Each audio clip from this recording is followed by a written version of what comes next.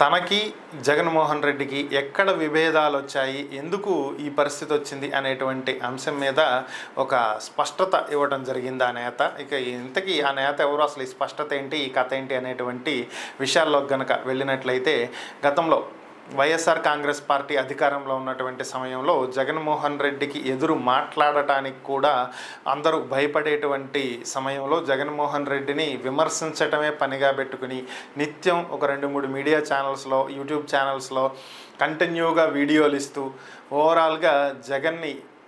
పూర్తి స్థాయిలో విమర్శిస్తూ, అలాగే వైఎస్ఆర్ కాంగ్రెస్ పార్టీ నేతలను కూడా విమర్శిస్తూ వచ్చినటువంటి వ్యక్తి అప్పటి వైఎస్ఆర్ కాంగ్రెస్ పార్టీ ఎంపీ రఘురామకృష్ణరాజు. సో ప్రస్తుతం ఆయన ఏపీ డిప్యూటీ స్పీకర్. సో ఆయన ఎన్టీఆర్ విగ్రహం, అలాగే కోడెల శివప్రసాద్ విగ్రహం ఆవిష్కరణ సందర్భంగా పలు కీలకమైనటువంటి వ్యాఖ్యలు చేయడం జరిగింది. తాను వైఎస్ఆర్ కాంగ్రెస్ పార్టీలో ఉన్నటువంటి సమయంలో అక్కడ ఉన్నటువంటి వైసీపీ నేతలు కోడెల శివప్రసాదరావు గురించి చులకనగా మాట్లాడటం జరిగిందని, పలు సందర్భాల్లో వద్దని వారించినప్పటికీ కూడా వారు విననటువంటి నేపథ్యంలో తాను కొంత తన వ్యతిరేకతను తెలియపరచడం జరిగిందని, దాంతోటే జగన్కి తనకు మధ్య గ్యాప్ మొదలవటం స్టార్ట్ అయిందని, ఆ తర్వాత జరిగినటువంటి పరిణామాలు తాను పూర్తి స్థాయిలో జగన్కు వ్యతిరేకంగా మాట్లాడాల్సినటువంటి పరిస్థితి తీసుకురావటం జరిగిందని, అప్పట్లో